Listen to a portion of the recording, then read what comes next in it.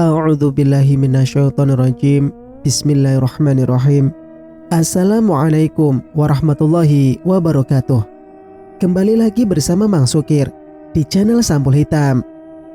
Untuk kali ini, Mang Sukir akan menceritakan sebuah kisah yang berjudul Dendam Arwah Sarah. Cerita ini ditulis oleh Dita Aprilianti. Sebelumnya terima kasih buat Kak Dita Aprilianti yang sudah mengizinkan saya membawakan cerita ini. Dan bagi teman-teman yang ingin membacanya secara langsung, bisa langsung kunjungi link yang saya sudah siapkan ada di deskripsi. Dan tak usah berlama-lama, bagaimanakah untuk kisah kali ini?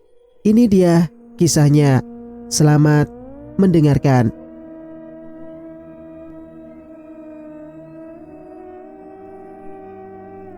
Hai cantik, sendiri aja, sama abang aja yuk. Kode seorang pria seraya mencolek dagu Sarah dengan pandangan yang menjijikan. Sarah beringsut mundur. Ia berniat berlari namun naas. Seorang pria bertubuh tinggi besar berhasil mencekal lengan kanannya yang membuat ia hampir terjatuh. Lepaskan saya. Lepas. Saya mohon. Jangan ganggu saya. Sarah terus memohon dengan air mata yang berderai. Namun segerombolan pria itu malah menyeretnya ke dalam sebuah rumah tak berpenghuni. Di sana, Sarah digauli oleh 5 pria secara bergantian. Kedua tangannya diikat. Ia terus memberontak namun mereka tetap memaksanya dengan brutal. Setelah puas, mereka pergi meninggalkan Sarah yang terkulai lemah tak berdaya. Sarah menangis seraya menutup tubuhnya dengan baju yang sudah terkoyak akibat paksaan para pria-pria laknat yang telah menodainya. Sarah merasakan ngilu yang teramat sangat pada pangkal pahanya, namun tak sebanding dengan sakit hati yang diterimanya. Ia menangis sejadi-jadinya. Maafkan aku, Mas, gumam Sarah lirih. Ia berjalan pulang dengan menggunakan baju yang tak lagi sempurna. Ia berjalan termenung di bawah hitamnya langit malam. Ya Allah, Sarah. Ningsing langsung berhambur memeluk tubuh putrinya yang lebam-lebam dengan rambut acak-acakan. Ya Allah, apa yang terjadi sama kamu, Nak? Siapa yang berbuat jahat sama kamu? Ningsing terisak sembari terus memeluk tubuh putrinya yang luruh di atas lantai dingin. Sarah menangis sejadi-jadinya. Ada apa, Bu? Astagfirullah. Nak, kamu kenapa? Siapa yang berani jahatin kamu? Cecer ayahnya dengan raut wajah panik. Sarah tak menjawab. Ia terus menangis. Ia yang pulang dengan kondisi yang mengenaskan membuat kedua orang tuanya histeris. 1 bulan berlalu setelah kejadian pemerkosaan Sarah. Sarah yang setiap harinya hanya duduk di kursi dekat jendela, menatap ke arah luar dengan tatapan kosong. Putranya yang baru genap berusia 4 tahun terus mencoba membujuk sang bunda untuk bermain bersamanya. Namun Sarah tetap termenung. Roni sang suami pun telah dikabari oleh Ningsing perihal kecelakaan yang dialami Sarah. Ia berjanji akan segera pulang. Namun dikarenakan terjadi suatu kendala yang mengharuskan kepulangannya ditunda untuk sementara waktu. Pagi itu, Sarah muntah dengan hebat. Ia merasakan perutnya yang terus bergejolak dengan kepala yang terasa berat. Ningsing yang terlampau panik langsung membawa Sarah ke puskesmas terdekat. Bagaimana keadaan anak saya, Dok? Tanya Ningsing dengan raut wajah khawatir. Anak ibu sedang hamil. Diharapkan agar si ibu tidak terlalu banyak pikiran, karena akan berpengaruh buruk pada jabang bayi yang ada dalam kandungannya. Jelas seorang bidan dengan ramah. Ningsing menutup mulutnya tak percaya. Anaknya harus menerima kenyataan pahit di tengah-tengah rumah tangganya yang tadinya baik-baik saja. Sarah menangis mendengar penuturan sang bidan. Aku benci hidupku. Hidupku hancur. Yang sabar Yando. Ini semua ujian dari Gusti Allah. Ucap Ningsing menenangkan dengan tangan terus mengusap pundak Sarah yang terguncang akibat tangisannya. Sudah Bu, jangan menangis. Kasihan bayinya ntar. Saya nggak peduli. Saya benci bayi ini. Dia bukan anakku. Tegas Sarah memotong pembicaraan Bu Bidan. Bu Bidan terdiam. Takutnya Sarah semakin tersulut emosi dan mencelakai bayi dalam kandungannya. Setelah menerima obat dari Bu Bidan, Ningsing membawa Sarah pulang. Tangis Sarah sudah berhenti, digantikan dengan tatapan kosong yang selalu ia lakukan sejak mengidap depresi pasca kejadian kelam sebulan yang lalu. Bu, Roni pulang hari ini, ujar Roni dari seberang telepon. Iya nak, hati-hati di jalan. Sarah duduk di tepi ranjang, meratapi nasibnya yang semakin hancur. Pandangannya terkunci pada gulungan tambang yang tergeletak di pojok kamar. Sarah mengambil tambang itu lalu membawanya ke belakang rumah. Bu, Sarah mana ya? Dari tadi Bapak cariin gak ada. Tanya Pak Karto, ayah anda Sarah. Gak tahu Pak. Tadi Sarah ke kamarnya. Bapak udah cari tapi gak ada Bu. Keduanya menjadi panik, lalu berpencar untuk mencari keberadaan Sarah. Astagfirullah, Bapak! Teriak histeris Ningsing dari arah belakang rumah. Terlihat seorang wanita yang lehernya tergantung di bawah pohon nangka besar. Tubuhnya sudah memucat, mata melotot dengan lidah yang terjulur. Ningsing meraung kesetanan kala melihat putri sematawayangnya memilih mengakhiri hidupnya dengan cara tragis. Ya Allah Bu, kenapa jadi begini? Pak Karto lantas menurunkan jenazah putri sematawayangnya.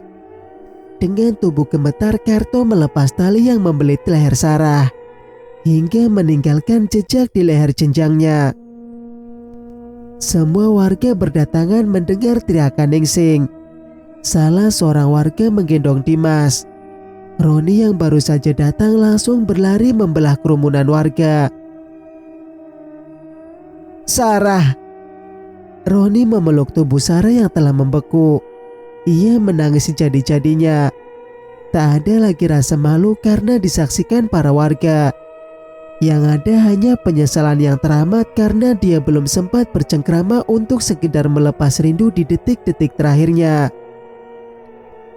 Sarah, kenapa kamu tinggalin Mas sayang?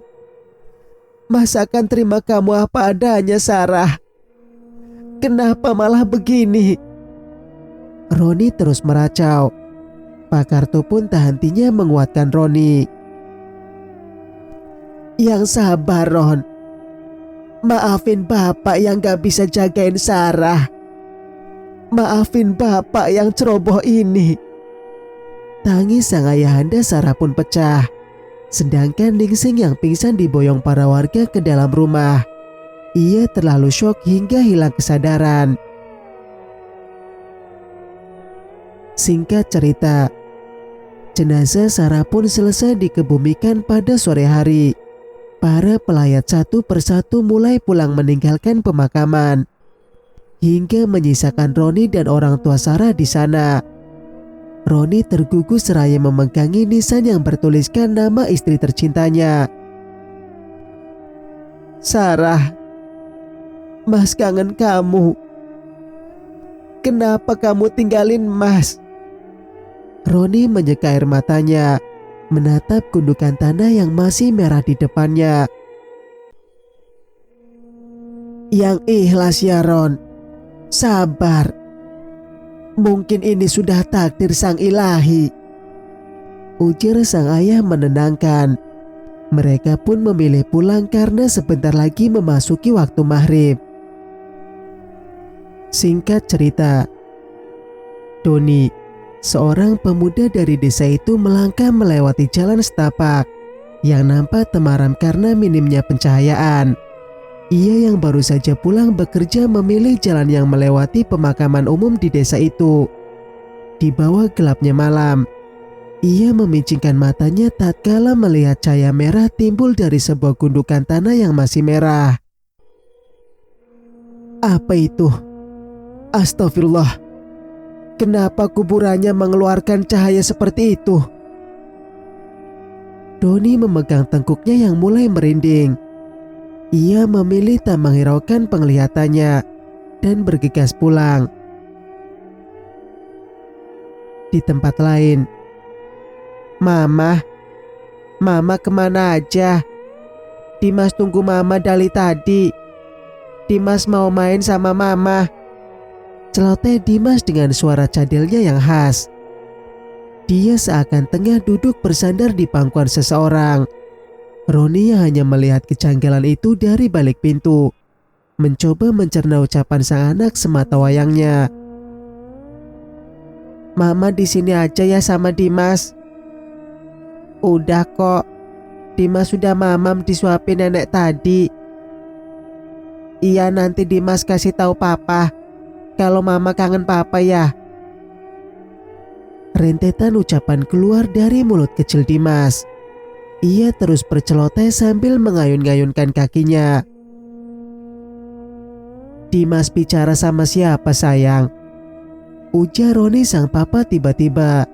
Dimas menengadah menatap sang papa. Sama Mama, celetuknya sambil terus memainkan mobil-mobilan miliknya. Sekarang mamanya kemana? Tanya Roni lembut seraya mengusap wajah mungil Dimas. Roni celingukan. Pasalnya, di sana hanya ada dia dan Dimas saja. Dimas tersenyum ke arah pintu kamar. Mama katanya mau bobo dulu, jawab Dimas dengan polosnya. Roni tersenyum, lalu memeluk tubuh kecil sang putra. Nasib malah harus menimpa Dimas bocah 4 tahun yang harus kehilangan sang bunda di usianya yang masih sangat belia. Namun, sikap Dimas menunjukkan jika ia masih berinteraksi dengan sang bunda seperti biasa.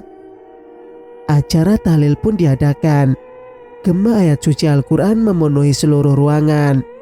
Roni duduk di samping sang ibu yang baru saja datang dari desa seberang. Mereka tak sempat mengikuti acara pemakaman Sarah dikarenakan suatu kendala. Setelah acara selesai, Roni memasuki kamar tempat mereka memadu kasih. Roni duduk di tepi ranjang. Aroma tubuh Sarah yang khas masih tercium jelas di ruangan yang tak terlalu besar itu. Baju-baju favoritnya tergantung di sudut ruangan. Roni mengusap spray yang bekas tidur Sarah. Kamarnya yang sederhana namun selalu rapi, membuat ia larut dalam kerinduan yang teramat dalam. Roni tergugu sambil meratapi hidupnya. Mas, desisan liris akan berembus di telinga Roni. Roni tersentak. Ia menyapu pandangannya ke semua sisi ruangan. Tak ada siapapun di sana. Ia merasakan semilir angin lalu lalang di depannya. Padahal ruangan itu sangat tertutup. Tak ada ventilasi udara. Hanya ada 2 jendela berukuran persegi panjang. Itu pun jendela dalam keadaan tertutup. Sarah, kamu di sini sayang, gumam Roni lirih. Tak ada jawaban. Hanya tercium aroma parfum beraroma mawar yang biasa Sarah gunakan. Sarah, Mas kangen kamu. Roni menyeka air matanya yang terus membasahi pipi. Sementara di arah belakang tampak sesosok wanita berambut panjang terurai. dengan gaun panjang berwarna merah tengah berdiri menatap punggung Roni. Roni menoleh saat merasakan kehadiran seseorang di belakangnya. Saat ia memutar kepalanya, matanya membulat sempurna ketika melihat kehadiran sosok sang istri yang sangat dicintainya tengah berdiri menatapnya. Roni berjalan menghampiri Sarah dengan langkah gugup. "Sarah, sayang, ini benar kau?" Roni terus menatap tak percaya dengan apa yang dilihatnya. Ia mencoba meraih tangan Sarah.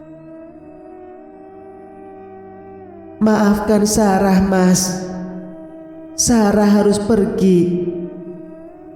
Orang-orang laknat itu harus mendapat balasan yang setimpal. Aku mencintaimu.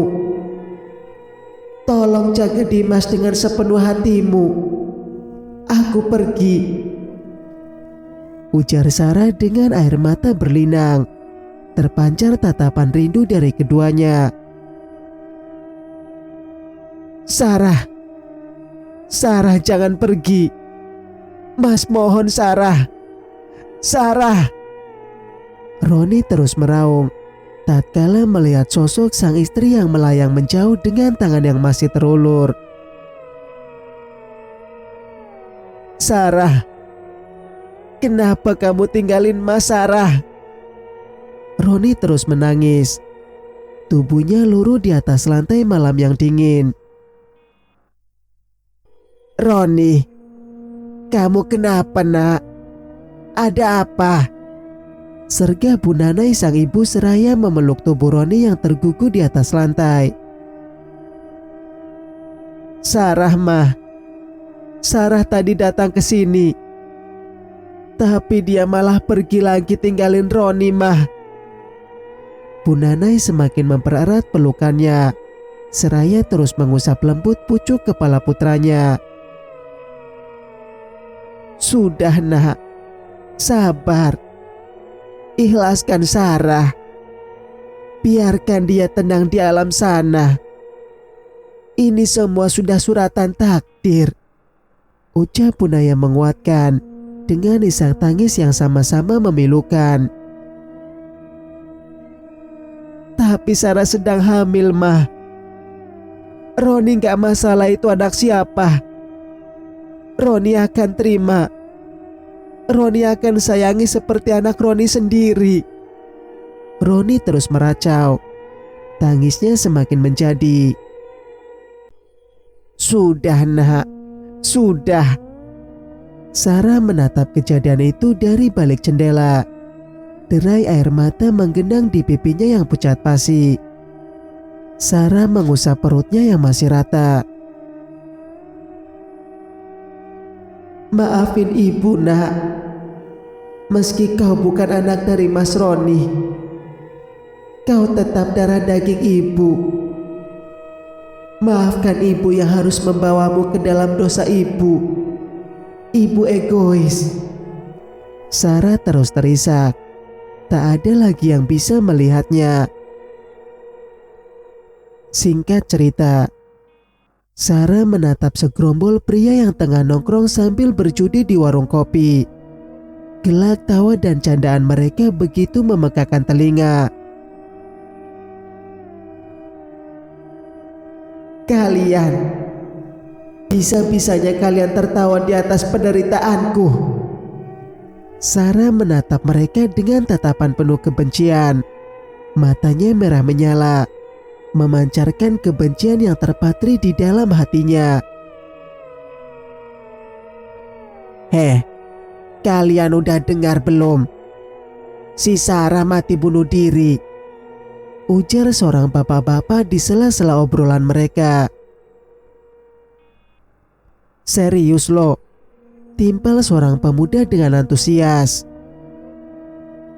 "Serius, katanya nih ya, dia gantung diri karena hamil setelah digilir sama banyak pria. Dia diperkosa pas mau pulang ke rumahnya. Wah, biadab banget ya tuh manusia. Tega banget merkosa anak orang. Sampai bunuh diri lagi. Dari kursi sebelah, 5 orang pria yang diduga pelakunya mendengarkan dengan seksama percakapan para warga itu. Terpancar gurat kekhawatiran di wajah mereka. Oh, jadi si Sarah yang meninggal. Nih ya, kemarin waktu gue pulang kerja, gue lihat kuburannya ngeluarin cahaya. Cahayanya merah menyala menjulang ke langit. Sambung Doni yang ikut nimbrung saat mendengar gosip para warga tadi. Wah, kayaknya gentayangan nih si Sarah. Soalnya dia meninggal bunuh diri. Mana lagi hamil lagi. Ih, semua orang bergidik ngeri mendengar penuturan salah seorang warga. Kelima pelaku itu pun saling bertatapan. Mati kita kalau sampai arwah Sarah gentayangan. Bisa mampus kita, bisik Bagas dengan wajah ketakutan. Hus, jangan asal ngomong loh, protes Rocky dengan mimik yang sama-sama khawatir. Udah gak usah dibahas. Orang mati mana bisa hidup lagi. Ngaco kalian, bentak Bima dengan suara setengah berbisik. Gue pulang aja takut arwah si Sarah gentayangin gue, celetuk Bobby sambil bergidik ngeri. Bobby adalah yang paling penakut di antara yang lainnya. Pengecut loh, badan aja gede, ledek Bima setengah kesal, dan malah disambut gelak tawa yang lainnya.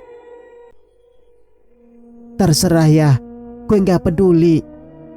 Yang jelas gue mau pulang aja, tegas Bobby seraya melenggang pergi mengendarai motor metiknya. Penakut, teriak Caka diiringi tawa yang memegahkan telinga.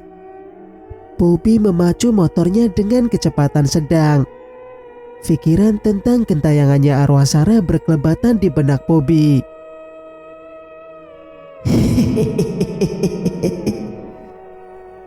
Suara cekikikan seorang perempuan menggema saat Bobby melewati jalur perkebunan yang lumayan jauh dari rumah penduduk. Bobby yang merupakan warga desa seberang harus melewati rute itu. Bobby mempercepat kemudinya.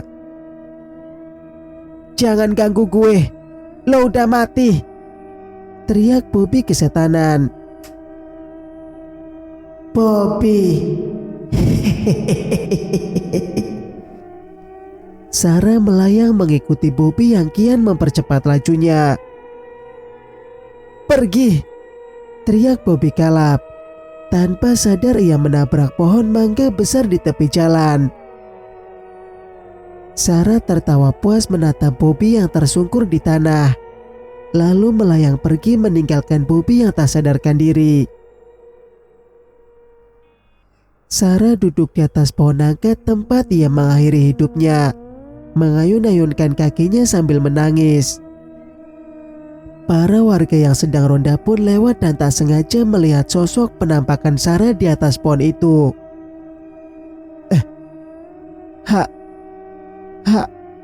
Hantu. Dua orang pria setengah tua itu pun lari kocar-kacir melihat penampakan kuntilanak merah yang diduga adalah Sarah. Keesokan harinya, isu tentang gentayangan arwah Sarah pun tersebar luas. Jadi benar arwahnya si Sarah gentayangan, ujar seorang ibu-ibu sambil memilih sayuran. Iya, kata suami saya. Tadi malam lihat dia lagi duduk di atas pohon tempat dia bunuh diri dulu, timpal ibu-ibu lainnya sambil meraih bumbu penyedap di depannya. Katanya si Bobby juga tadi malam nabrak pohon di kebunnya Pak Mamat. Kayaknya dia digentayangin sama si Sarah deh. Iya, bisa jadi, jawab semua orang serempak saat sedang asik bergosip. Bu Ningsing pun datang berniat membeli sayuran. tak sengaja mendengar pembicaraan para warga. Ningsing pura-pura tak mendengar. Ia langsung menyambar satu ikat kangkung di depannya. Meskipun hatinya gelisah, ia tetap mengumbar senyum ramah. Ibu Ningsing, belanja bu? Tanya Kang Sayur berbasa basi. Iya nih, Dimas katanya mau makan tumis kangkung sama ayam goreng. Oh iya, ayamnya sekilo ya bang. Timpal Ningsing diiringi senyum ramah. Semua ibu-ibu salah tingkah. Tidak enak pada Bu Ningsing karena mereka tadi membicarakan tentang arwah anaknya yang gentayangan. Jadi berapa bang? Tanya Ningsing seraya menyerahkan seikat kangkung pada penjual sayur. Semuanya jadi 45.000 bu. Bu Ningsing menyerahkan uang pecahan 50.000. Lalu mengambil barang belanjaannya. Kembaliannya ambil aja ya bang. Makasih ya bu. Duluan ya ibu-ibu. Pamit Ningsing seraya tersenyum pada semua yang ada di sana. Lalu melenggang pulang dengan hati yang tak karuan. Apa mungkin yang mereka ucapkan benar? Secara Sarah meninggal dengan cara yang tak wajar. Terlebih lagi ya tengah hamil muda. Gumam Ningsing dalam hati. Bu Ningsing, sapa Bu Jumi yang tengah menyirami tanaman. Langkah Ningsing terhenti. Bu Jumi. Iya bu, ada apa? Timpal Bu Ningsing ramah. Bu, tadi saya lihat Dimas main di dekat pohon nangka belakang rumah ibu, sendirian. Mana ketawa-ketawa, ngobrol gitu loh bu. Terus saya samperin. Kirain sama Bu Ningsing di sana. Pas saya samperin, ternyata Dimas sendiri gak ada siapa-siapa di sana. Jelas Bu Jumi panjang lebar. Ningsing terlihat bingung. Masa sih bu? Jawab Bu Ningsing ragu. Iya bu, beneran saya gak bohong. Mending ibu bawa Dimas ke orang pinter deh. Takut kenapa-napa. Usul Bu Jumi dengan nada khawatir. Ningsing hanya tersenyum. Makasih atas infonya ya bu. Biar nanti Dimas saya jagain lebih hati-hati lagi, supaya kejadian seperti itu tidak terulang lagi. Respon Bu Ningsing diiringi senyum. Lalu ia pamit pulang pada Bu Jumi. Bu Jumi adalah pemilik perkebunan singkong di belakang rumah Ningsing. Ia biasanya ke kebun 2 hari sekali. Dan kebetulan saat dia sedang hendak memanen cabai rawit yang juga ia tanam di sana, ia melihat Dimas sedang bermain. Namun ada kejanggalan di sana. Nenek, Dimas lapar nek. Celoteh Dimas dari teras depan sambil asik memainkan mobil-mobilan miliknya. Cucu nenek.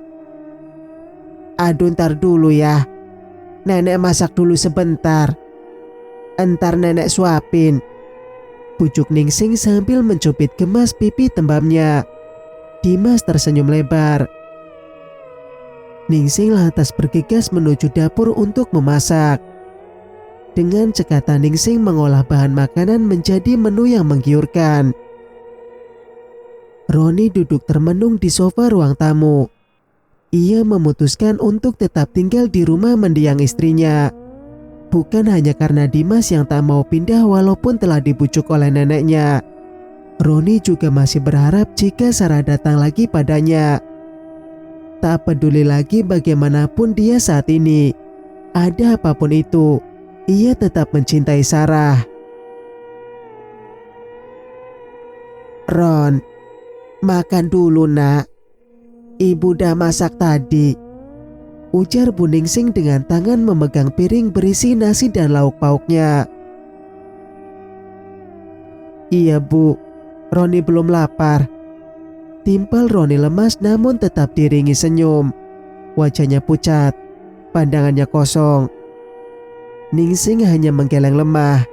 Ia memaklumi kondisi menantunya itu. Dimas, makan dulu sayang, seru Ningsing sambil menyodorkan sendok ke mulut mungil Dimas. Dengan lahap bocah itu menyantap makanan di mulutnya. Dimas, nenek mau tanya. Dimas tadi ngapain di belakang rumah? Tanya Ningsing pelan. Ia masih penasaran dengan apa yang Bu Jumi ucapkan. Dimas main sama mama, jawab Dimas dengan polosnya. Ningsing tersentak. Ya Allah, Sarah, ada apa ini nak? Batin Ningsing. Ia gelisah jika arwah putrinya membuat ulah.